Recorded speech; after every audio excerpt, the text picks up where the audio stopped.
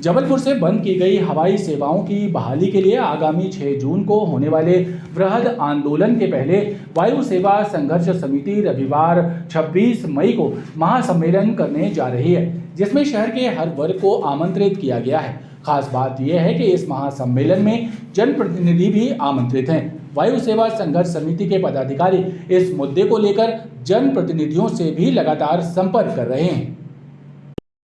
जबलपुर से बंद हुई हवाई सेवाओं की बहाली को लेकर जबलपुर में आगामी 6 जून को वृहद आंदोलन होने जा रहा है।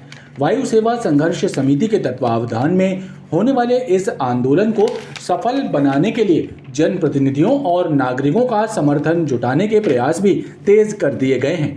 वायु सेवा संघर्ष समिति इस मुद्दे को लेकर रविवार 26 मई को जबलपुर में महासम्मेलन आयोजित कर रही है, जिसमें हर वर्ग के लोगों को आमंत्रित किया गया है। इस आंदोलन के लिए समर्थन जुटाने के लिए वायु सेवा संघर्ष समिति के पदाधिकारी जनप्रतिनिधियों से भी समर्थन जुटा रहे हैं। शुक्रवार को समिति के पदाधिकारियों ने राज्यसभा सांसद सुमित्रा बाल्मीकि से मुलाकात की और जबलपुर से बंद होती हवाई सेवाओं की पुनः बहाली के लिए समर्थन मांगा। और तो उन्होंने बहुत सकारात्मक दृष्टिकोण अपनाते हुए बताया भी है कि निस्संदेह वो जून के महीने में अधिकांश फ़्लाइटें आरंभ हो सकती हैं, इसके लिए वो भी प्रयास करेंगी। जब अभी उनका दिल्ली जाने का होगा तो वो संबंधित विमानन कंपनियों से और जो अधिकारी हैं वरिष्ठ अधिकारियों से चर्चा करेंगी। वायु सेवा संघर्ष समिति के सदस्यों और पदाधिकारियों का कहना है कि जबलपुर और उसके आसपास के कई जिलों के लोगों को एयर कनेक्टिविटी ना मिलने के कारण परेशानी का सामना करना पड़ रहा है। समिति की सरकार से सिर्फ यही मांग है कि जबलपुर से छीनी गई सभी फ्लाइट्स को पुनः शुरू किया जाए और इसके लिए हर स्तर पर समिति के प्रयास जारी हैं। देखा जाए तो जबलपुर के अधिकांश बच्चे आज जबलपुर से बाहर जाकर मेट्रो सिटीज़ में अध्ययनरत हैं, चाहे नौकरी पेशा हैं, आईटी के क्षेत्र में हैं और बहुत विदेशों में हमारे यहाँ के बच्चे हैं। वे बच्चे अगर उन्हें छोटे समय की छुट्टी मिली, 4-5 दिन की छुट्टी मिलती है जो उन लोगों को प्राइवेट कंपनीज़ में, वे अपने घर अपने शहर वापस नहीं आ पाते, क्योंकि अगर उन्हें फ़्लाइट नहीं मिली तो 3-3, 4-4 दिन की छुट्टियों का पूरा समय जो है वो रास्ते में निकल जाता है।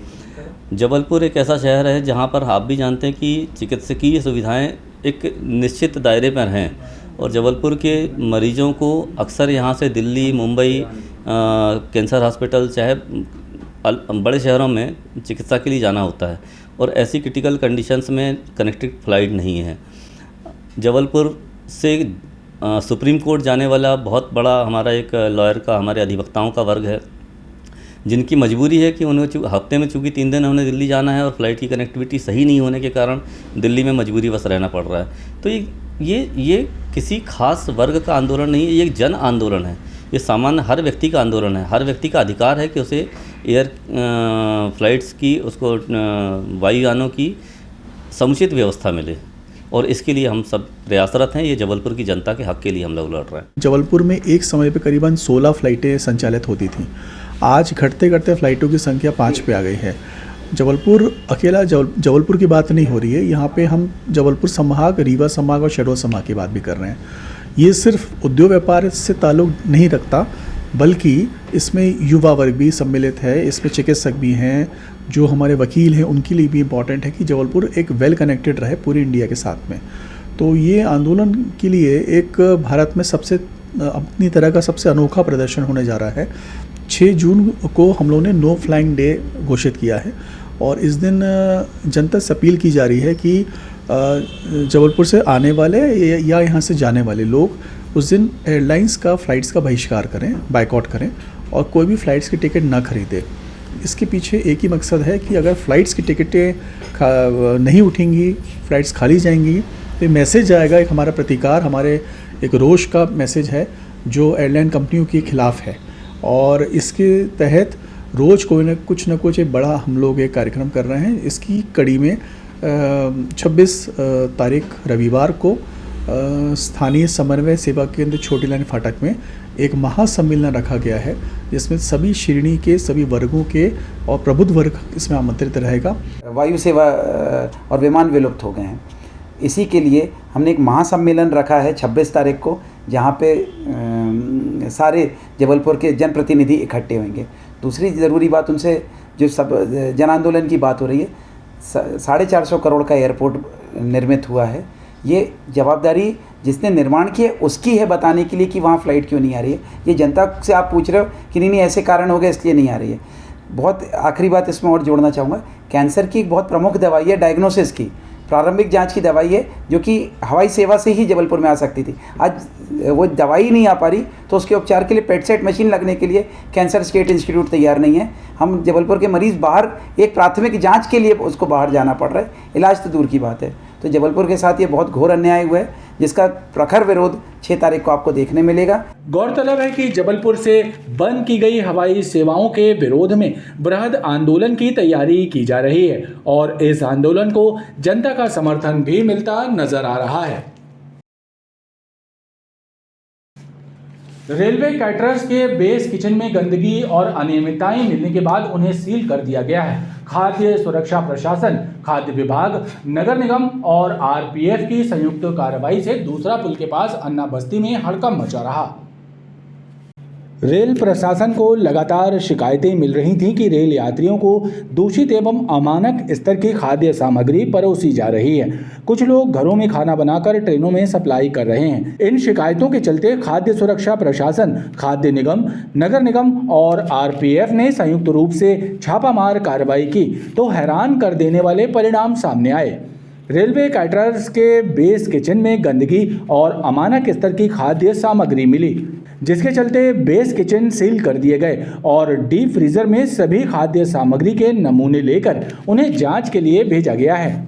कुछ अवैध वेंडर रेलवे स्टेशन के आसपास अवैध रूप से मकान लेकर वहां पे खाना बनाकर रेल यात्रियों को सप्लाई कर रहे हैं। इस क्रम में आज हमने रेलवे के आसपास मकानों में सर्च किया है। कुछ सूचना भी यानी हमको इनपुट्स मिले थे, उसके आधार पर हमने एक मकान पे आए हैं शीला टॉकीज के पीछे, जहां पाया है कि एक मकान में रेलवे यात्रियों के लिए खाद्य सामग्री का निर्माण किया जा रहा है। कोई लाइसेंस और नहीं दिखा पाए हैं, हमारे द्वारा नमूनाकार किया जा रहा है। आपके खाद्य पदार्थ अमानक श्रेणी के भी प्रतीत हो रहे हैं, जिसके हम नमूना लेकर प्रयोगशाला में भेजा है।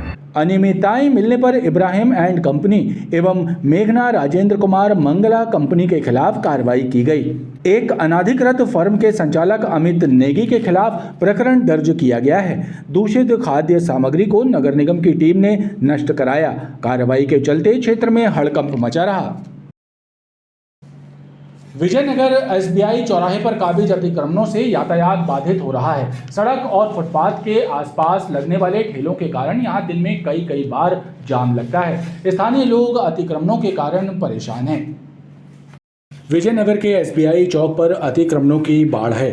सड़क और फुटपाथ पर ठेले लगने से यहां दिन में कई बार आवागमन बाधित होता है, जिससे न केवल राहगीर बल्कि स्थानीय लोगों को भी परेशानी का सामना करना पड़ रहा है। क्षेत्र के लोगों की माने तो अवैध दुकानों के कारण लोगों को असुविधाओं का सामना करना पड़ रहा है। रास्ते में पूरी चाय पान की दुकानें खुल गई हैं। आने जाने वाले लोग रुककर चाय पानी का अपना सेवन करने के लिए रुकते हैं। अवैध टपरे लगा लिए हैं, अवैध दुकानें लग गई हैं और उससे जो आने जाने के लिए राहगीर हैं उनको असुविधा इसलिए होती है कि जो भी दुकान पर रुकता है वो अपने वाहन सड़क पर खड़े कर देता है। सड़क पर खड़े होने से आने जाने वालों को असुविधा होती है। विजयनगर एसबीआई चौक के आसपास कई पॉश कॉलोनियां हैं, जिसमें हजारों परिवार निवास करते हैं, लेकिन क्षेत्र में काबिज अतिक्रमणों की वजह से लोगों को बेहद मुश्किलों का सामना करना पड़ रहा है। एक तरफ शहर की अराजक यातायात व्यवस्था से लोग परेशान हैं, तो वहीं शहर की सड़कों पर घूमने वाले आवारा जानवर भी लोगों के लिए समस्या बने हुए हैं। हर सड़क पर इनका कब्जा है, जिसके कारण जाम के साथ ही दुर्घटना का खतरा भी बना रहता है। नगर निगम की हाका गैंग समय समय पर इनके खिलाफ कार्रवाई करती है, लेकिन इनकी संख्या कम होने का नाम नहीं ले रही है। शहर की ज़्यादातर सड़कों पर आवारा जानवरों का डेरा है। इनकी धमाचौकड़ी से न सिर्फ यातायात बाधित हो रहा है, बल्कि कई सड़क हादसे भी हो रहे हैं। नगर निगम की हाका गैंग समय समय पर सड़कों पर घूमने वाले आवारा जानवरों को पकड़ने की कार्रवाई करती है, लेकिन इनकी संख्या है कि कम ही नहीं हो रही। ऐसे में सड़कों पर इनकी मौजूदगी से राहगीरों को परेशानी उठानी पड़ रही है। नगर निगम के द्वारा अभियान चलाया जाता कि गाड़ियों में जो है जानवरों को भरने के लिए, लेकिन हम देख रहे हैं पूरे शहर के अंदर आप कोहारा चले जाओ तो पूरा बीच रोड के ऊपर जो है जानवर जो है सांड हैं, गाय बैल है, सब बैठे रहेंगे और उसके बाद में आपस में लड़ेंगे और उसमें बड़ी घटना होने के चांसेस बनते हैं। इसी प्रकार से पूरे शहर के अंदर जो है जानवरों का अंबार लगा हुआ है, लेकिन नगर निगम प्रशासन की बहुत बड़ी लापरवाही है कि वो जो है जानवरों को पकड़ने में असफल हो रही है।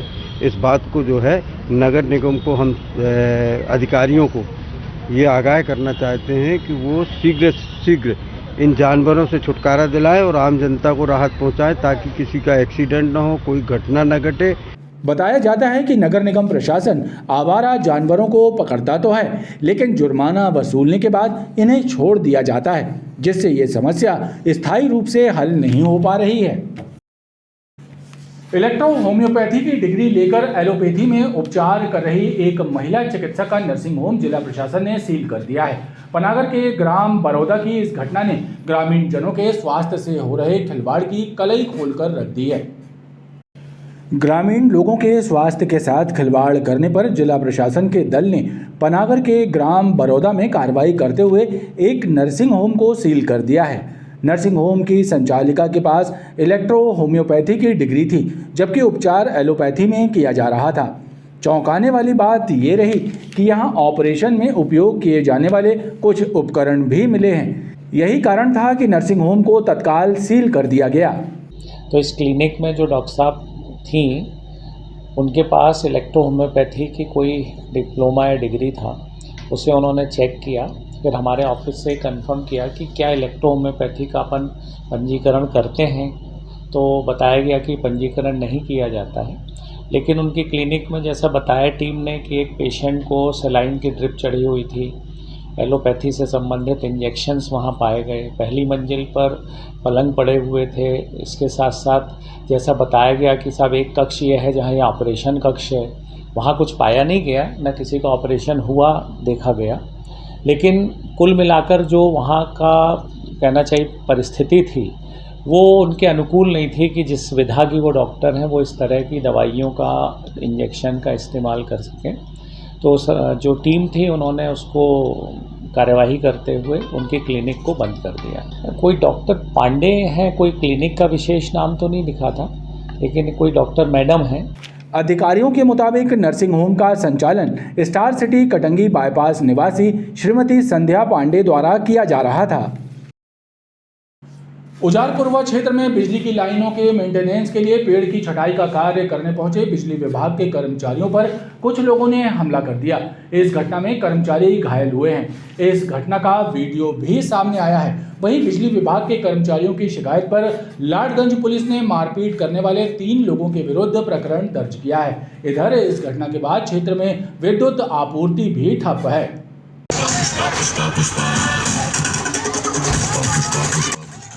उजारपुरवा क्षेत्र में शुक्रवार को विद्युत लाइनों के मेंटेनेंस के लिए पेड़ की कटाई कर रहे विद्युत विभाग के अमले पर क्षेत्र के कुछ लोगों ने हमला कर दिया।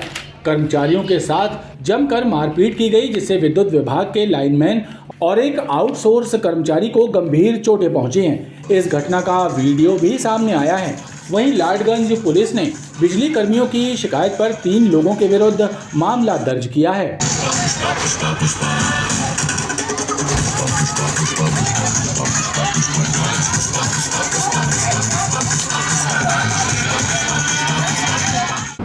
सब स्टेशन उखरी रोड से देवेंद्र पटेल अपने स्टाफ के साथ लाइन मेंटेनेंस के लिए उजारपुरवा गए थे, जिसमें वो लाइन मेंटेनेंस पेड़ की छटाई कर रहे थे। उसी दौरान नागराजू मोहन एवं अपने अन्य साथी को साथ वहाँ पर आए और उनको बोला कि आप पेड़ क्यों काट रहे। इसी बात को लेकर उनके साथ गाली गुप्ता में मारपीट किया।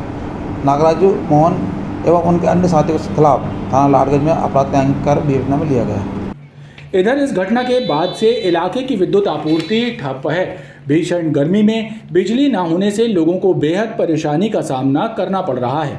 लोगों का कहना है कि जिन लोगों से कर्मचारियों का विवाद हुआ उन लोगों पर कार्रवाई की जानी चाहिए, लेकिन विभाग को तत्काल बिजली आपूर्ति बहाल करनी चाहिए। यहाँ पर वो विद्युत मंडल वाले आए थे पेड़ काटने, तो वहाँ पर किसी लोग से विवाद हो गया था। होने के बाद ना फिर उन लोग लाइट काट के चले गए। ऐसे किस नियम में लिखा है? ये लाइट काट के चले गए, बताओ। ये पूरा दो तीन बस्ती का काट के गए हैं। जिसने भी उनसे विवाद किया है उन पे कार्रवाई कीजिए ना।